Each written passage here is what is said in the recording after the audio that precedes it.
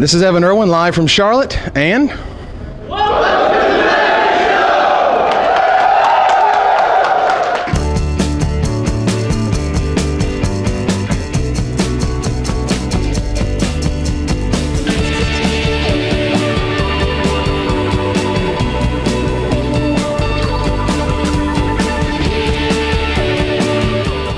for game one of the top 8, Kenny wins the die roll and looks at his original grip and decides to keep, while Chris sends his original 7 back for a chance at a better 6. After a long hard think about his next hand, Chris decides to keep his next 6 with a defiant, whatever, rock and roll. A treetop village from Kenny on the first turn. He then passes to Chris, who passes the turn without a play. No land? You'll be thinking about that once you lose this match, Chris says. Turn 2 Wall of Roots into turn 3 Garrick leads to some beastly visitors from Kenny, which is enough to put some pressure on early. Still, no land for Chris. Beast beats in turn 4 are soon followed by a Siege Gang Commander. Still, no land for Chris. And as soon as he sees that he doesn't have a land coming once more, he scoops up his cards and reaches for his sideboard. Simple as that. Kenny takes the first game 1-0. In Game 2, after some friendly banter during shuffling and sideboarding, both players keep their original 7, meaning Chris actually has lands this time. Chris plays a first turn Search for Tomorrow, while Kenny's first play is a tapped Highland Weald. Both players develop their mana bases for the first few turns, and Chris breaks the ice with a 4th turn Harmonize. He passes the turn with a full grip to Kenny, who casts Monvuli Acid Moss on Chris's Treetop Village during his next turn. This doesn't slow down Chris one bit, as he casts Garrick Wildspeaker during his turn, which he used to untap 2 lands for an Into the North to grab an all-important black mana in Tressorhorn Sinks. Chris's big mana deck is slightly different from many of the others, in that he is splashing for a sideboard Extirpate and the anti-aggro all-star Void. Kenny casts Garrick number 2 and Legend Rules Garrick number 1, and then casts a Loxodon Warhammer. During the next turn, no play from Chris leads Kenny to believe that something fishy is going on. That's green, green, green, green. We know what time it is. And sure enough, a big old Cloud Thresher comes down during Kenny's end of turn step and beats during his next turn, to which Kenny responds with a Cloud Thresher of his own. Mirror match indeed. By turn 7, both players have a ton of mana on the board. Most pertinent among these are the Dueling Mouths of Ronan, controlled by both players, and a Treetop Village spending his time on Kenny's side. Chris has yet another end-of-turn Cloud Thresher, which takes an immediate Scred to the head. Extirpate from Chris takes care of any future Scred shenanigans from Kenny, and he reveals from serious holdings in the form of Siege Gang Commander and yet another Cloud Thresher. The only non-land permanent that has stuck around so far to see any more than a rotation of turns is Kenny's Warhammer, and who knows how long that will stick around in a match like this. Chris plays out a Siege Gang Commander and passes. Kenny does the same. Both players note that big mana mirror matches are quite absurd. Kenny then kills Chris's Siege Gang Commander with one of the Goblin tokens. Chris drops another Siege Gang Commander. Chris then gets rid of Kenny's Siege Gang Commander using one of the Goblin tokens. 3 Goblin tokens enter the red zone, and after some serious Siege Gang carnage, only 3 of Chris's 8 Goblins, all tokens, survive. Extirpate takes care of Kenny's future Cloud Threshers, while Kenny drops a second Warhammer. Kenny picks off Chris's last non-token Goblin, the Siege Gang, with his big mouth of Ronan, and passes. Chris communes with the spirits and casts Harmonize to refill his grip, while Kenny is hellbent. A Treetop Village that was trying to pick up some hammer action gets shredded into the bin. All the while, Chris is getting his kicks in with the 1-1 vanilla red dudes, taking Kenny progressively down to a precarious 7 life compared to Chris's 11.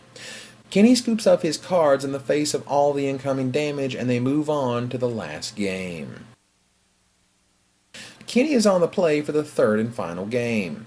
The first game of this match was nothing special, but the second was epic, trading undercuts and sucker punches all game long. How will this final showdown turn out? Just like the last one, as it turns out. Suspend Search for Tomorrow for Chris, Into the North onto the second turn for Kenny. A third turn Harmonize for Mr. Mayor is a much earlier play than the last round, but then again, so is Chris's third turn Chameleon Colossus. Ignore the fact that Tivadar of Thorn can kill it on sight. The 4/4 pumpable Goat Ninja Warrior is a real beater. Kenny plays a Monvuli Acid Moss on Chris's Tressorhorn Sinks, his only source of black mana, and passes. More Into the Norths and the light Claw clog up their hands, noticeably bothering both men that they can't just kill their opponent already. Chris's Colossus takes Scred damage, and Kenny then plays his own. Kenny now has 5 cards in hand to Chris's 4, and Mr. Woltereck tries to get a hold of the situation before it gets out of control. He casts Harmonize to try to dig up some answers and finds one in the form of Scred. Chris searches out his other black mana with the Resolving Search for Tomorrow, a basic Snow Swamp, and plays out a 4/5 Tarmogoyf onto a previously empty board. This one is promptly followed by 2 more. This gets some understandably incredulous response from the crowd. Kenny flashes in a Cloud Thresher on Chris's end of turn step and plays out a Wall of Roots and a Siege Gang Commander on his own turn. Just 2 turns ago, there was not a creature to be seen, and now 9 creatures crowd the board. That's big mana for you. How many cards? Chris asks. Chris is surprised to learn that after all of that awesomeness, Kenny still has 4 cards safely in his grip. He plays out a Siege Gang Commander of his own anyway, leaving only 1 lonely card in his hand. He sacks a token to kill Kenny, or Kenny's commander, and passes. Both players have 7 mana available, and Kenny decides to use 5 of it to sacrifice a Mouth of Ronan to take care of the troublesome commander facing him down. Garrick joins the party this time. Too bad Kenny isn't invited, and Chris sends his triple team of 4/5 Lurgoyfs into the red zone. A Cloud Thresher takes one down, to which Chris then uses the Mouth of Ronan to finish it off. After a short life total debacle, they review the life totals. Chris is at 18, and Kenny is at 6.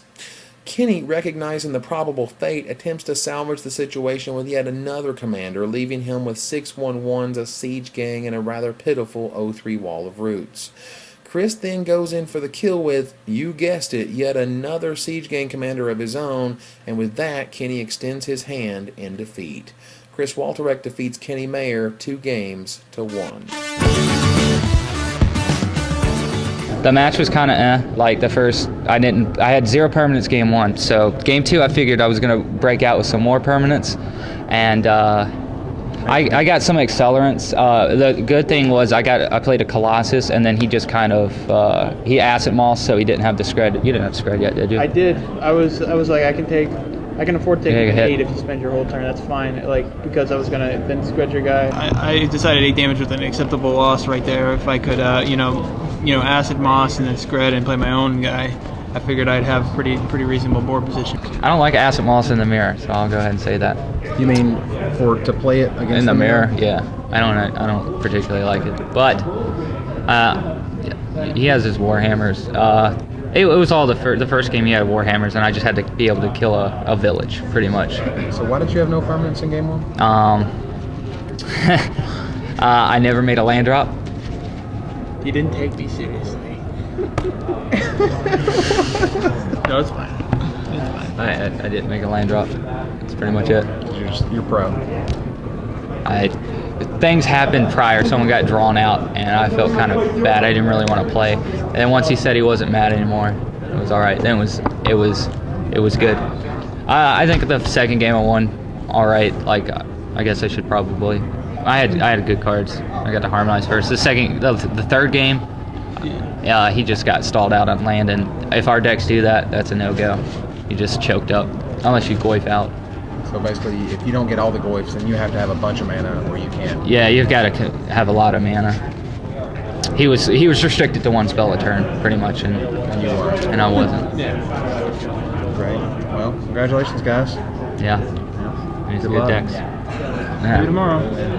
You go all the way, hopefully. That's right, Chris. All right, Take it let's home. try it. Well, we might as well now. Might as well. Yeah. Absolutely. We'll see. Yeah, thanks. All right. Yeah.